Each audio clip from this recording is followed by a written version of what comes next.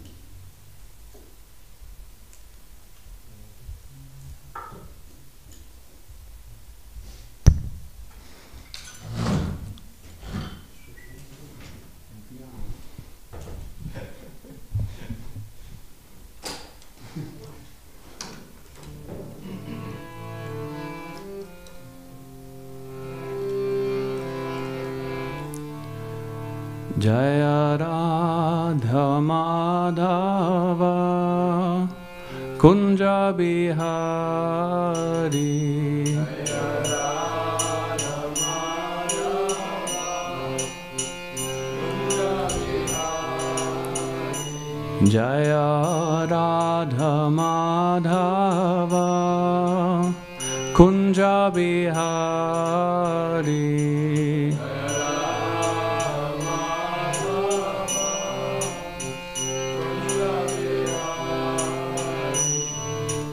Gopi Janavalabha Girivaradari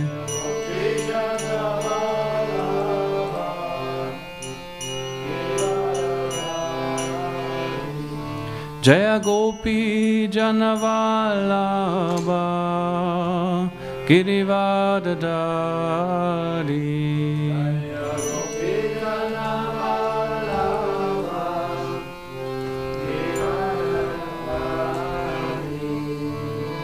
Yashodanandana Vraja Janaranjana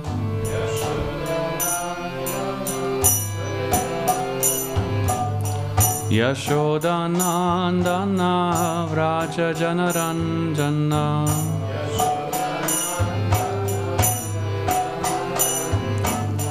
Yamunatiravanachari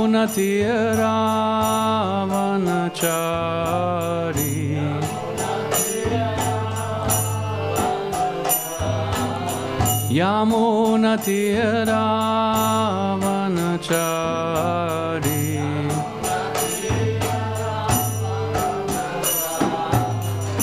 Jaya Radha Madhava Kunja Bihari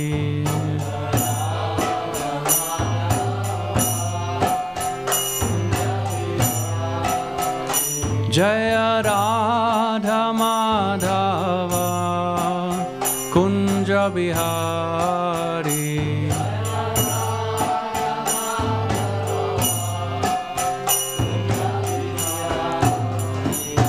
Jaya Gopi Janavallabha Girivaradari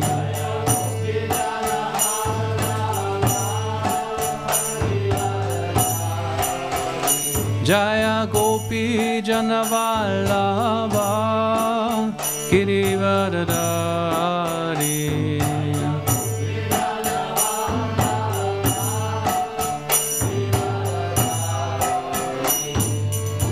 Yashodanandana Vraja Janarandana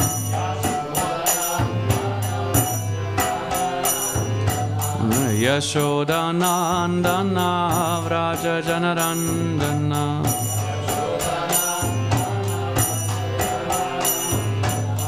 Yamunatira Vanachari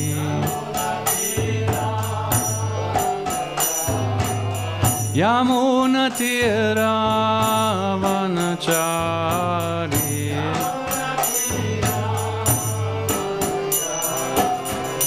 Jaya Radha Madhava Kunja Bihari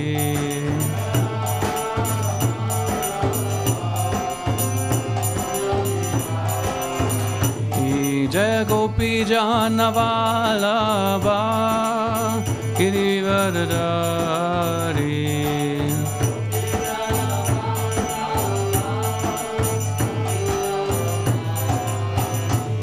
Jaya Gopi Janavallabha Girivaradari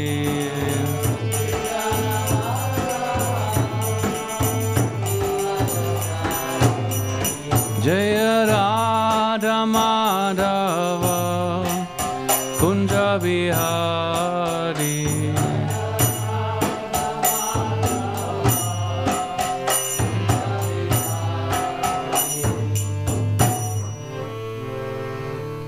Shri Shri Radha Madhava Ki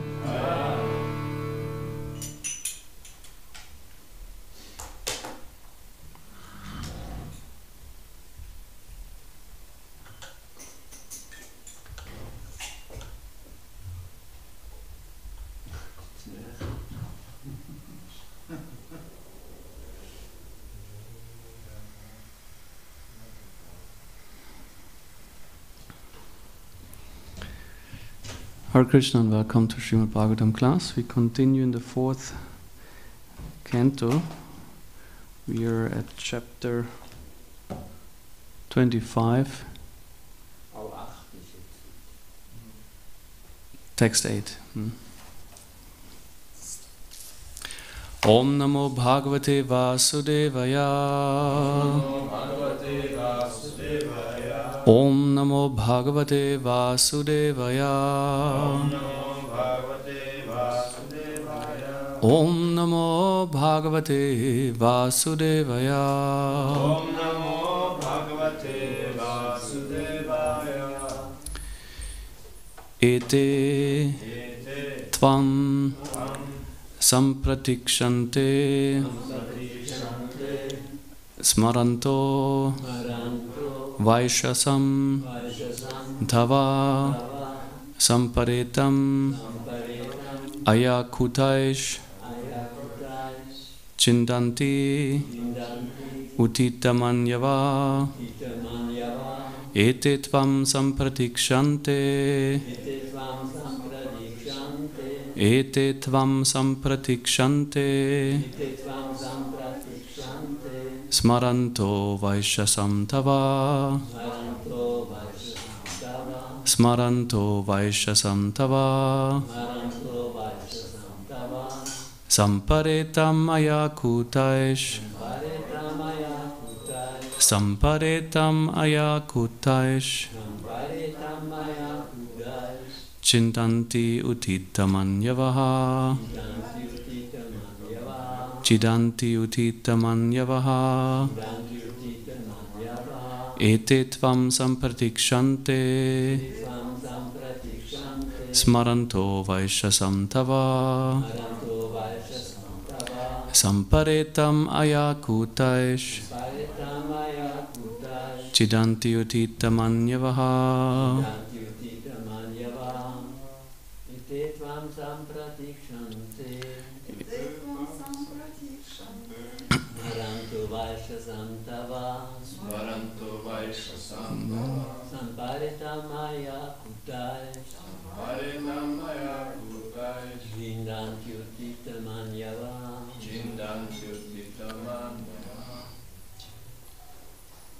Ete tvam sampratikshante.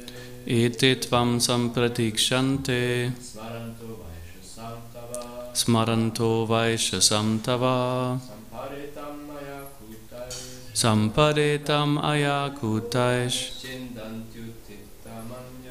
Chidanti utita manyavaha. Matajis. Ete tvam sampratikshante. Smaranto vaishasam tava. Samparetam ayakutaish. Chidanti utita manyavaha.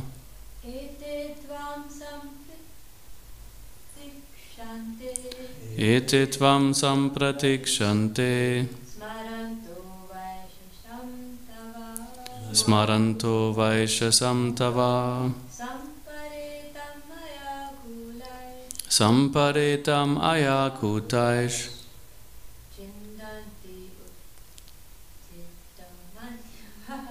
Chidanti utita manyava.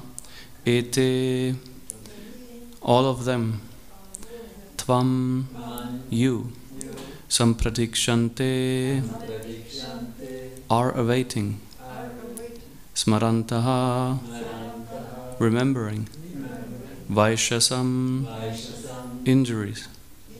Tava, of you. Saparitam, after your death. Ayaha, made of iron. Kutai, by the horns. Chindanti, pierce. Utita, enliven it. Manyavaha, anger. Translation and purport by His Divine Grace, Srila Prabhupada Ki Jai. All these animals are awaiting your death, so that they can avenge the injuries you have inflicted upon them. After you die, they will angrily pierce your body with iron horns. Purport. Narada Muni wanted to draw King Prachinabarhishat's attention to the excesses of killing animals and sacrifices. It is said in the Shastras that by killing animals in a sacrifice, one immediately promotes them to human birth. Similarly, by killing their enemies on the battlefield, the Kshatriyas who fight for a right cause are elevated to the heavenly planets after death. In Manu Samhita it is stated that it is necessary for a king to execute a murderer so that the murderer will not suffer for his criminal actions in his next life. On the basis of such understanding, Narada Muni warns the king that the animals killed in sacrifices by the king await him at his death in order to avenge themselves. Narada Muni is not contradicting himself here. Narada Muni wanted to convince the king that overindulgence in animal sacrifice is risky, because as soon as there is small discrepancy in the execution of such sacrifice, the slaughtered animal might not be promoted to a human form of life. Consequently, the person performing sacrifice will be responsible for the death of the animal, just as much as a murderer is responsible for killing another man. When animals are killed in a slaughterhouse, 6 people connected with the killing are responsible for the murder: the person who gives permission for the killing, the person who kills, the person who helps, the person who purchases the meat, and the person who cooks the flesh, and the person who eats it. All become entangled in the killing. Narada Muni wanted to draw the king's attention to this fact. Thus, animal killing is not encouraged even in a sacrifice. Om Ajnanatimirandasya Gnanjana Shalakaya Chakshuram Militam Yena Tasmai Shri Gurave Namaha. Shri Chaitanya Manobishtam Stapitam Yena Bhutale Svayam Rupa Garamayam Dadati Svavrantikam Jaya Shri Krishna Chaitanya Prabhu Nityananda Shri Advaita Gadadhar Shivasari Gaura Bhaktarinda Hare Krishna Krishna Krishna Hare Hare Hare Rama Rama Rama Hare Hare Vagishayasya Vadane Lakshmiryasya Chavakshasi Yasyaste Hridaye Samvit Tam Narasimham Aham Bhaje Pralada Hridayaladam Bhakta Vidyavitaram Sharatindu Ruchim Vande Parindra Vandanam Harim.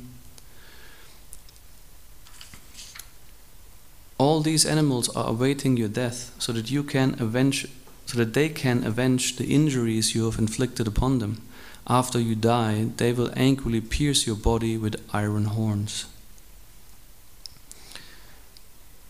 So this verse certainly invites to speak on the topic of karma, karmic reaction, and resolving one's karma. A very central teaching in the philosophy of Krishna consciousness, which, when we think about it, is quite a mind, or like a big game changer, so to speak. How we look at life, how we look at what happens to us or what doesn't happen to us, or what we do, what we can't do. And essentially, one big message that is given here is that no action is inconsequential. Particularly not if it's about taking the life of another living being.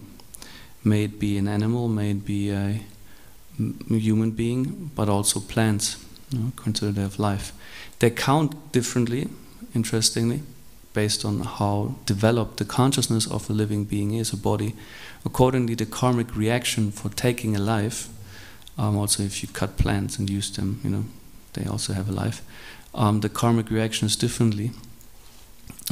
Interestingly, for example, this that eating fish would be of has a lower karmic consequence than eating an animal, like, let's say, a cow. Definitely, cow is higher in status, but according to the Vedic version, there are distinctions made based on the, so to say, evolutionary development also of a being. Then the life form becomes somewhat more, what would be the right word? Relevant, perhaps, puts a not so good distinction, because you don't want to say animals or whatever, or plants are not relevant. But obviously it has made a difference. And here the killing of animals, usually in sacrifices we hear of horse sacrifices, but also I think the cow sacrifices there, right? That the cow gets a new body. Is that correct? No. Horse and cow. There are a few things that, particularly in Kali Yuga, are considered to be not just not adequate anymore, but even forbidden. And one of these things is the performance of animal sacrifice.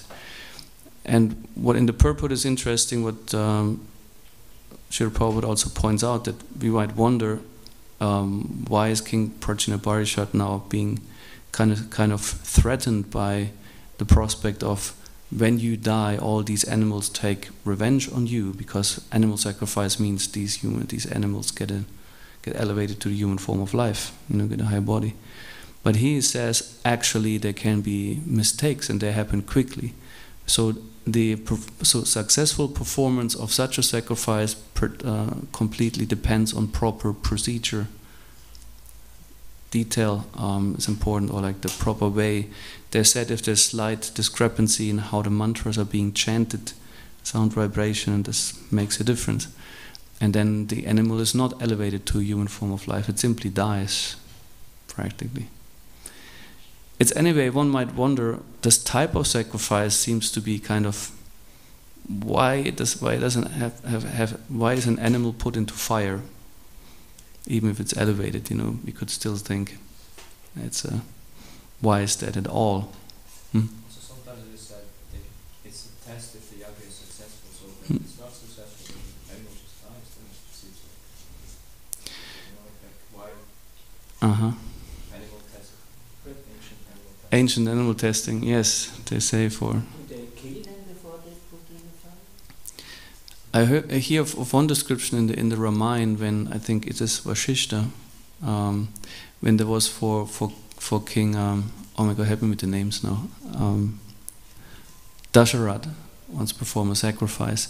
It's described how Vashishta uses one mantra or like maybe even some gesture, and the animal falls unconscious, and then they put the animal in the sacrifice. Some type of hypnosis, I don't know. Yeah. So, yeah, proper procedure is crucial here. And we see that principle is not, of course, not just valid for the performance of such sacrifice, but if you take it, for example, in comparison to the Sankirtan, Yajna, chanting the holy name, there's also certain procedure that is said you should pay attention to this if you want the full success of the yajna. Because in a sense, anyone could go on kind of chanting for God knows how many days and months and years, and it will not come to the result. What is the actual result? Love of God awakens in your heart, and that you're so purified that you even can see Krishna. So that would be the ultimate goal. But then we have like one distinction is like, okay, the holy name should be chanted with pure love, unmotivated. That you say actually you chant out of strong affection, of strong desire to unite with Krishna, to be in service, in loving service to the Lord.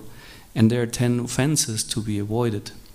And based on that, based on how much sadhaka or practitioner is capable of avoiding offenses, then the name develops or manifests its potency.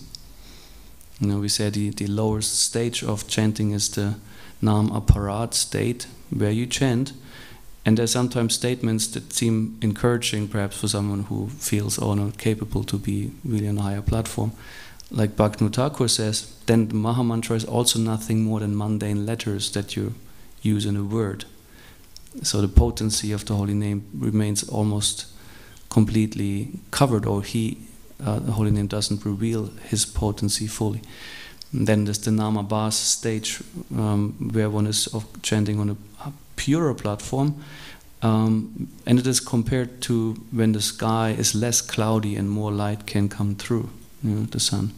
And whereas the Shuddhanam platform, when one chants completely free from offenses and with the proper motivation, with the proper intensity and the proper way, that then it's like the cloudless sky, and the sun can fully, manifest its radiance, its glow, and the holy name manifest fully in the consciousness of the living entity.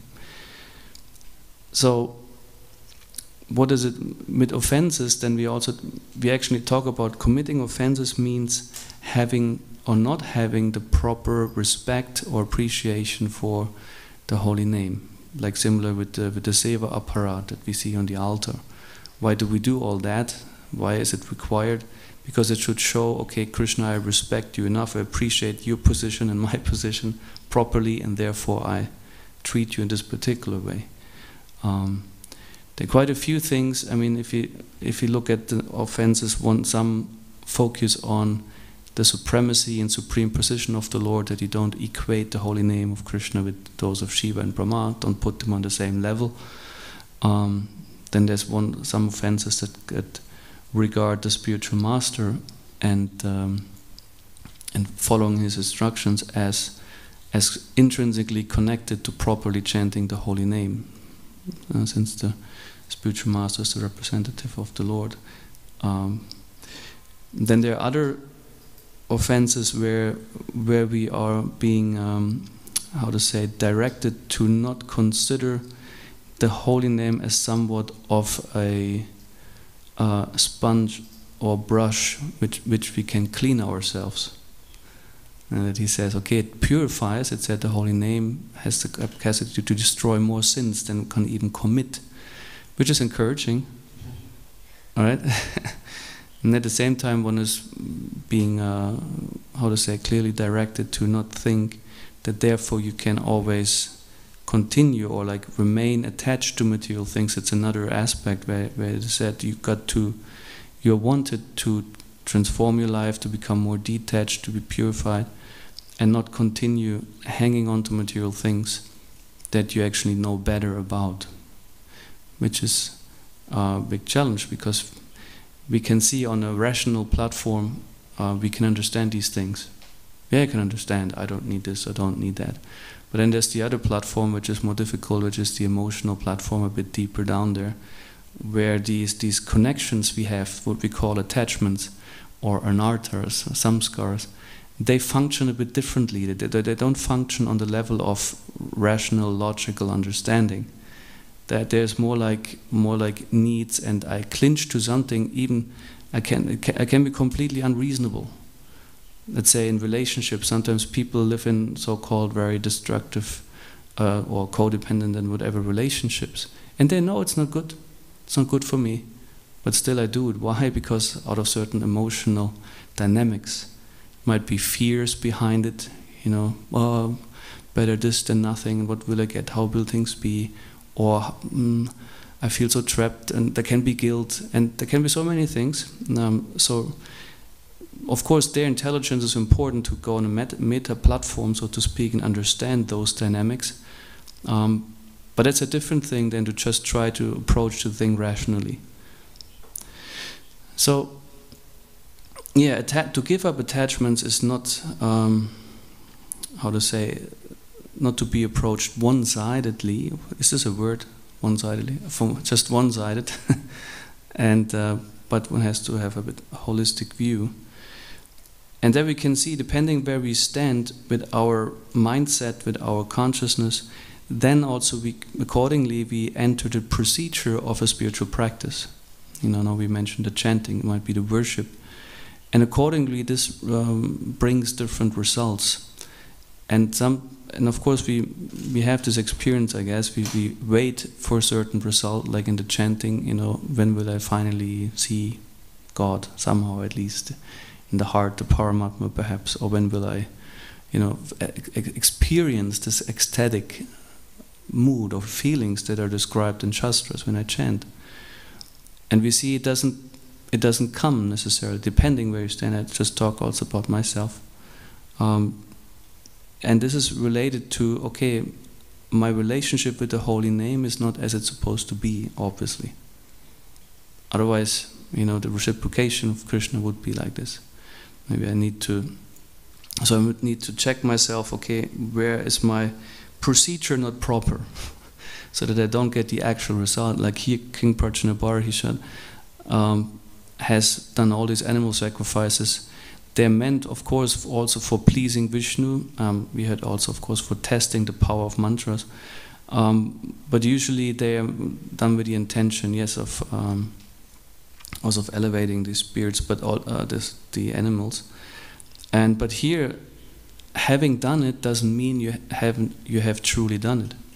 Obviously, you might think, hey, I did all those sacrifices, and I assume this must be the result, because in my mind all things went proper.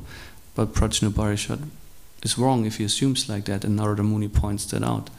We cannot just assume, since I kind of performed an activity, I also automatically performed it in the most proper way, and have then the result that I want from it. So that's very important, because spiritual life can be practiced also in a very superficial way, in a very mediocre way, and then we have different results. And then from this might come that we doubt the process itself, because we don't get the results we assume we should have. But the question must be directed toward, okay, where do I need to improve on working on the proper procedure, instead of questioning the process? That would be the approach we're supposed to take, to have faith in the process, and see what do I need to do, or like how can I improve. To ask oneself, also not in letting yourself down, oh, I'm such a failure, I can't do this properly, and oh my God, not like that, but more like seeing, okay, here there's something missing, what is it, what do I need, how can I improve, what do I need to, raise the quality of my spiritual practice half a point, whatever, in small steps, so that I get the result. Here what we have with chanting as a counter result for the offenses is that one aspect is we don't get taste in spiritual life, so we might have a great loss by not finding attachment to Krishna conscious activities. And then on the other side, then what does that mean? That automatically engagement on the material platform is the alternative for that, more or less in a subtle way or gross way. Also, it said, like, if one performs the Nam Yagya in a way where one has the mindset, okay, there I can purify myself with, but I don't aim to let go of material attachments, and so to say, on the strength of the holy name, perform sinful activities, then also it has reactions. We say it can be like simple, like a sinful reaction. Krishna responds to that. Srila Prabhupada often says that Krishna is not at all pleased with if this mentality is there. So here with these sacrifices, it's but way more drastic. That's why they're also forbidden in Kali Yuga, because literally no one is qualified to do that. This comes back to you. Animals take revenge. So now, for nowadays, relevance would be, okay, people just slaughter animals without any sacrificial context. More like simply for eating in a daily routine, just mechanically, in the mass, Massentierhaltung. So these animals will have the opportunity to revenge themselves. Even they appear very helpless in this life, now that they can't do anything. And Srila Prabhupada also writes in the purport that as long as one is in the body, one has to act accordingly. This comes in a different purport. And often we have the dynamic of perpetrator and victim, and we tend to say this person is wrong and the other is the poor victim and right, But we don't see the causal chain of karmic reactions that led to the event. And because if we truly believe that there is karma, that there is this law of retributive justice, so to speak, then we must assume everything that happens has a karmic justification. That also everything you receive on a positive sense, in a positive way, the blessings you have in your life, maybe the body you have, the abilities you have, the opportunities you have, whatever comes your way as happiness, it's also karmically justified. It's not because that you got out of some, not understandable reason you just got lucky. No, there was karmic reactions that led to that you're enjoying. And at the same time, all the other things that come also are karmically justified. So that would be the consequence of it, that I see whatever happens is karmically justified. So although I do not see the causal chain, so that's often the problem. That's why people also doubt this principle of karma. Yeah, but how is I'm supposed to learn, for example, from something that I don't recall it anymore at all? But in logic, we have also the cause reflects in the effect. We have this principle that, like with that we can conclude from what happens, we can also deduce a cause for why it happens, because we have experience in this world. We see their principles and dynamics. With violence, for example, here with animals. So that in my mind also, maybe I have also in different forms committed violence to other living entities, and it's not just a one-to-one thing. He, for example, killed one animal, so this particular animal only will in the same way be able to take revenge after death. But it makes a whole, it has a complexity of reaction. If someone gets killed, also let's say one human being kills another. So it's not to be seen so isolated, because the reaction of the killing has many levels or dimensions. As a stone that has been thrown in the water, like creates many waves, not just one wave, and that's it. So that for example, one man kills another, and the man killed maybe has a family, and so this family is bereft of a father or like a husband and so on, and or some other things happen because now this man is dead. That wouldn't have that happened otherwise. So the person killing that man also takes part in the reactions of what consequences come from this man being killed. So then things happen in our life are also indirectly connected, so to speak, to things we did. And therefore one must be very conscious to see what you do, because whatever we do, it has, how to say, multifaceted reactions. And one must act very carefully. For example, one could be that one finds oneself in a situation that you're a little child and your father gets killed, and you think that's a great injustice. Why does it happen to me? And that might be, for example, if you take the karmic reaction, you killed someone's father in a previous life, and now you have to be in this role of losing the father like that, and so on. And at the same time, you also got to be killed by this man for taking his life. So you have to go through a lot of trouble for the sinful reaction. And therefore, Srila Prabhupada also in the purport again points to the death sentence that has been sanctioned by the Vedic scriptures, that actually a person can consciously pay for this reaction, this life, and doesn't have to go to too much trouble and suffering in birth to come. So we have this principle of vikarma here, the sinful activity, and the counteracting part would be the akarma activities, so-called transcendental activities. And here again we have the necessity of proper consciousness and proper procedure. Also the holy name chanting and devotional service becomes just then truly akarma if it's done in a proper way with proper consciousness.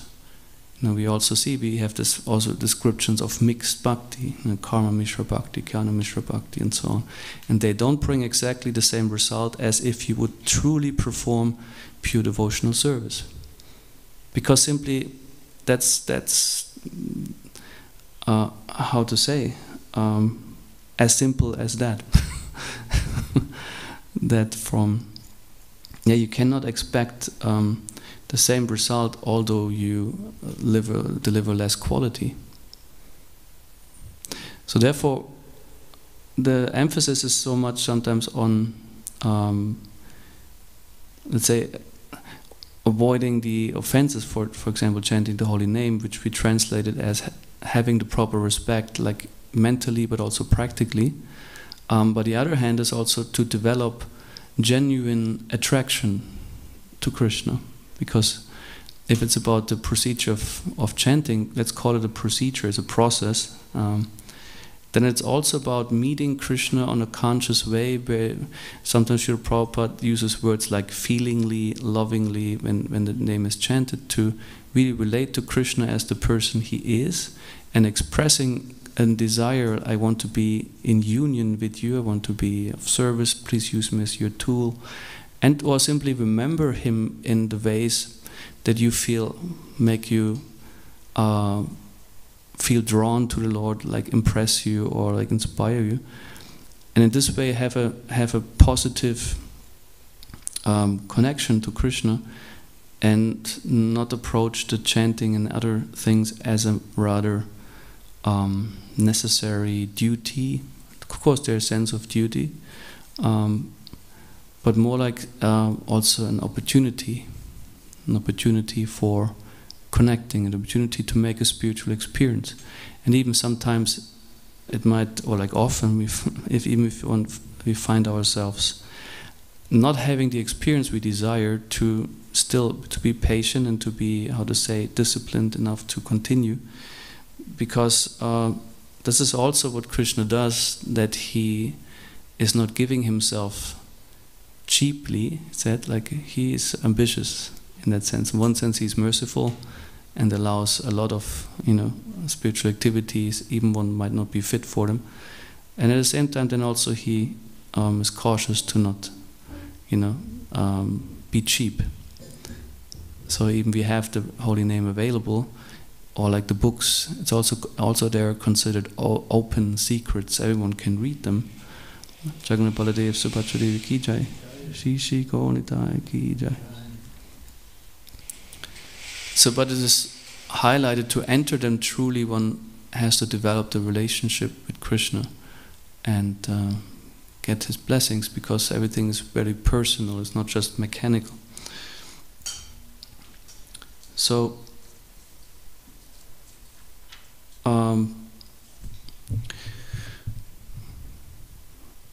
Also, when it comes to meat eating, if we relate to spiritual practice and the results to come, I mean, that doesn't concern so much people sitting here, like who have really given up the meat eating and been vegetarians. But Srila Prabhupada also, on many places in lectures, he says like that actually meat eating is the most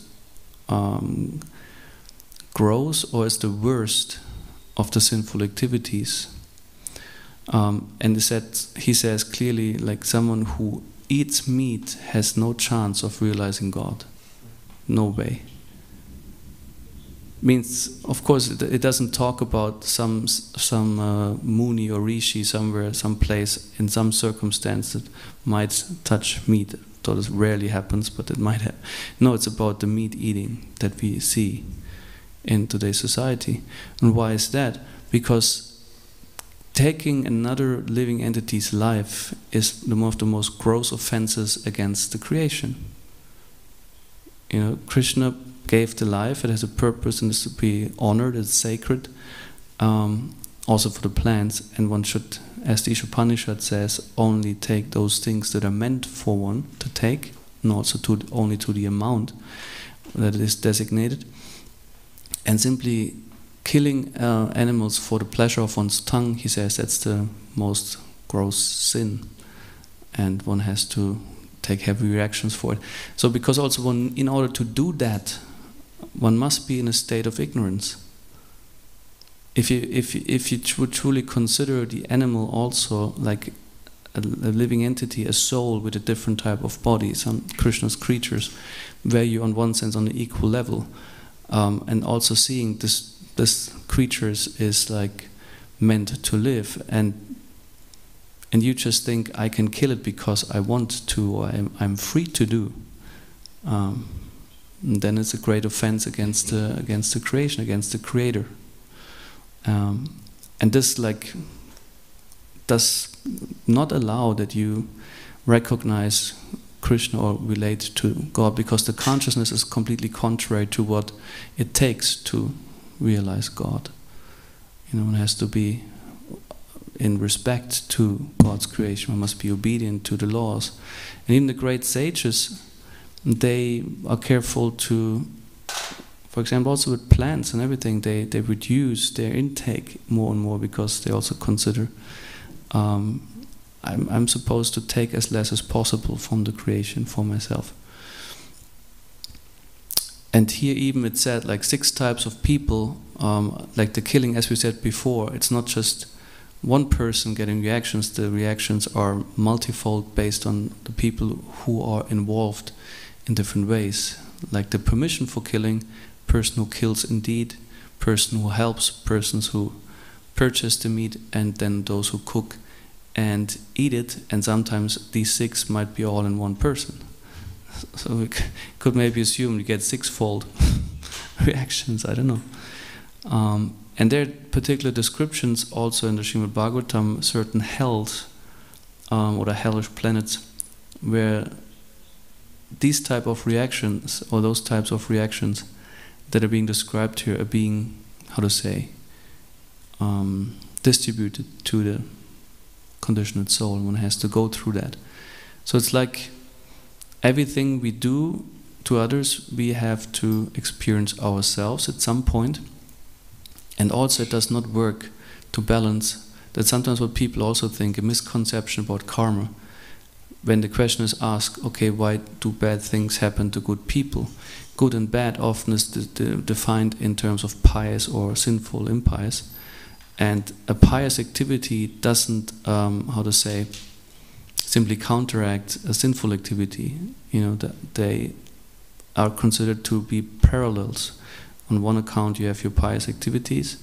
Of course they purify as well to some degree, but they don't counteract necessarily all the sinful activities, and you have to experience both.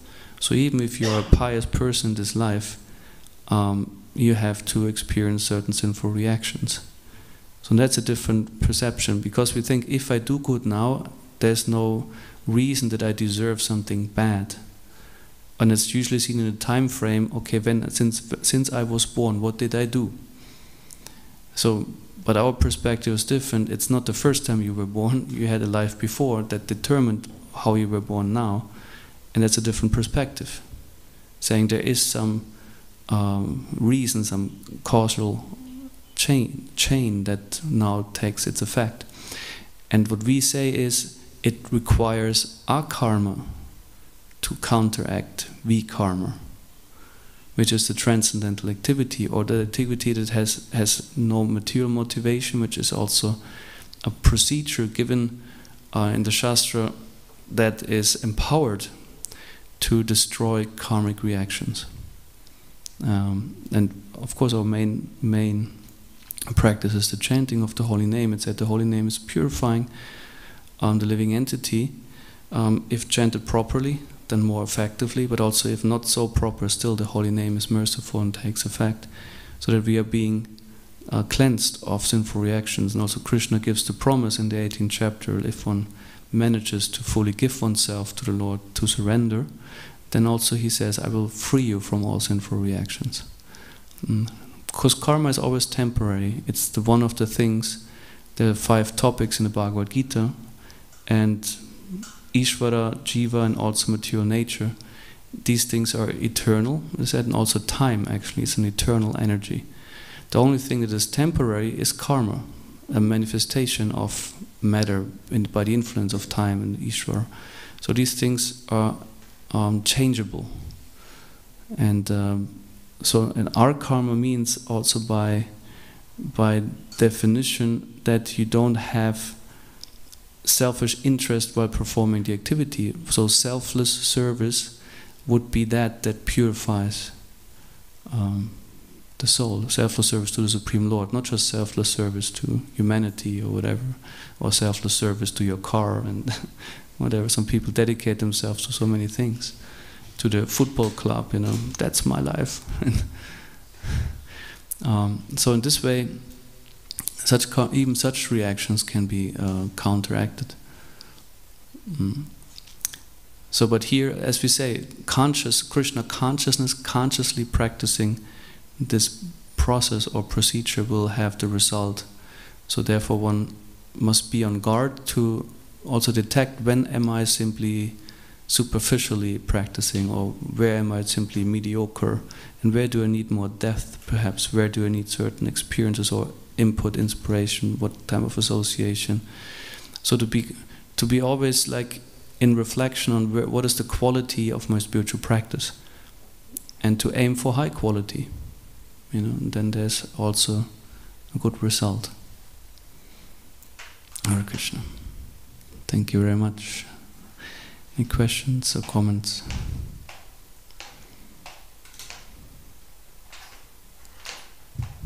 Thank you, Prabhu. I was also just discussing with somebody about dissolving karma, and so I was wondering, like for an outsider, the only solution is bhakti. Is it like that?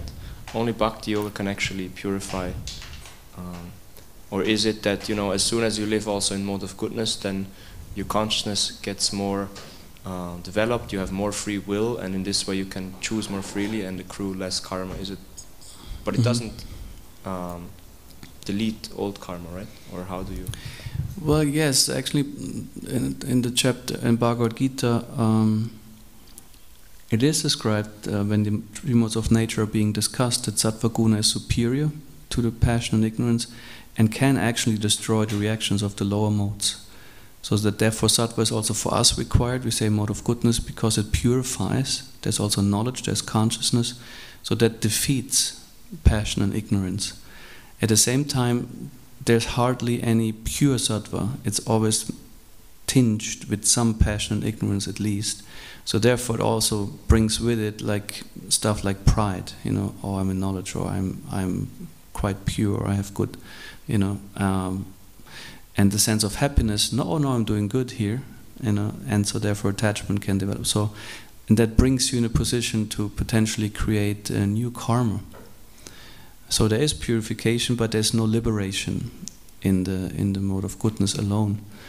But there are of course spiritual practices, like also an impersonal level, where through certain yoga procedures and renunciation, a person can purify oneself quite to that amount that he or she can leave behind the material body, the conception of life. The Brahma Buddha platform is there, but usually since there's no higher spiritual taste, or one is not being grounded then in a devotional activity, one has to get to some other activity back in the material world again.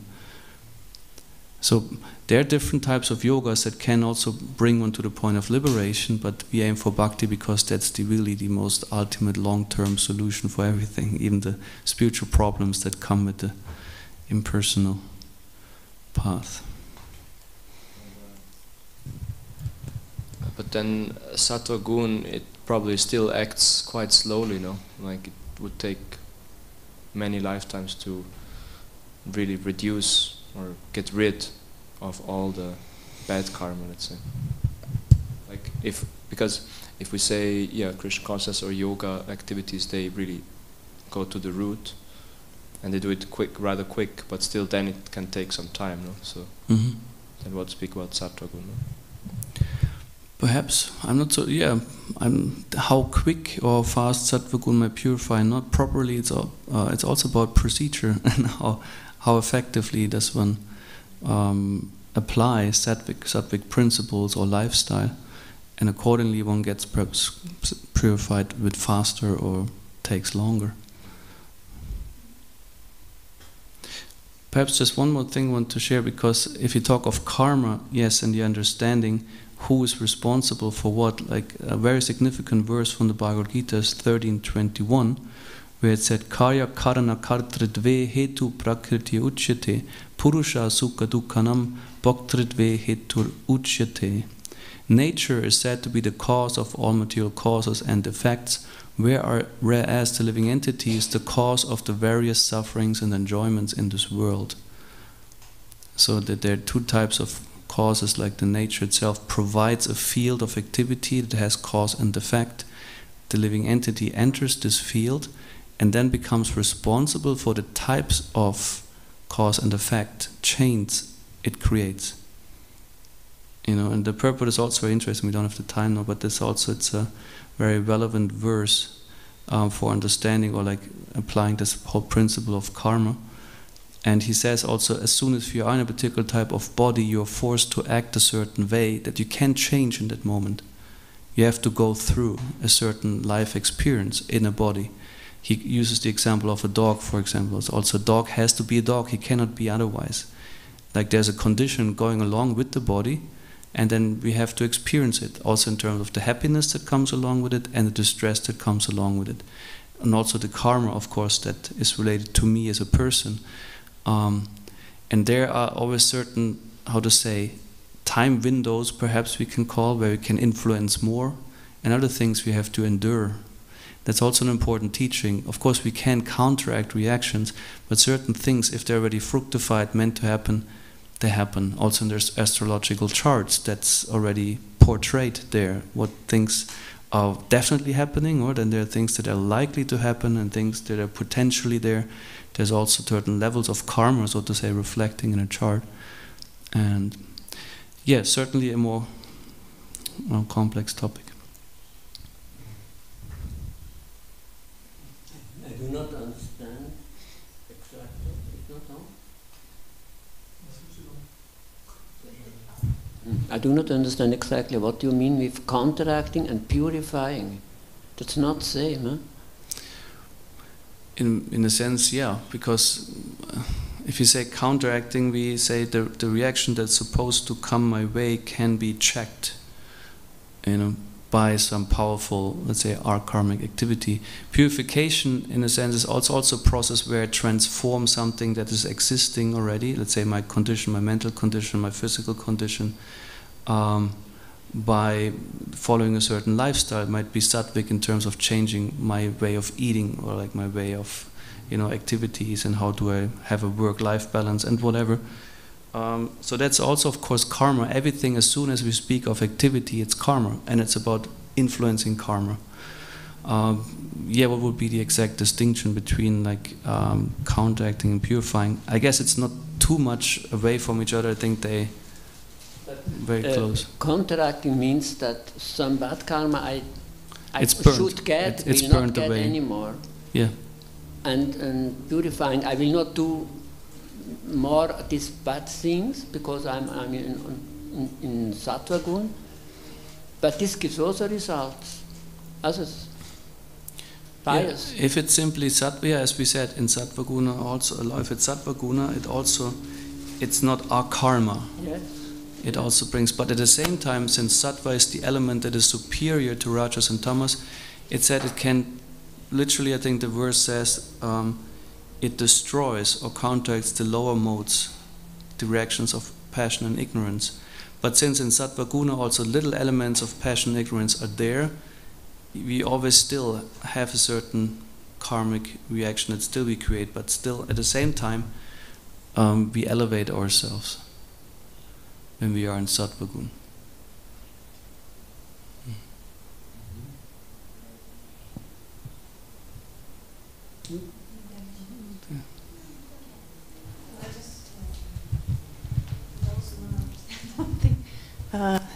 I don't understand, when we're in sattva guna, then we don't create karma?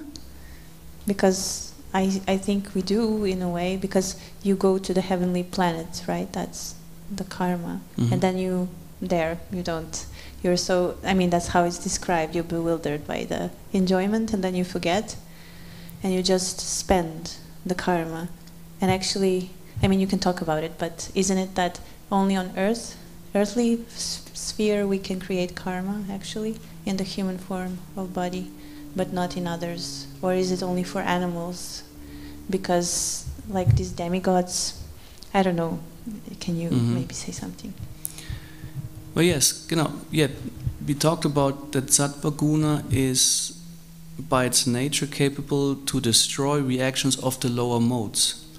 In itself, of course, sattva guna is also a mode that is kind of bringing, we talked before about, for example, what is said in the Gita, that pride might develop because of knowledge or health or ability, or attachment because one is happy and feels like, oh well, I'm situated. So of course it creates karma, but it's a different type of karma if one would act in passion and ignorance.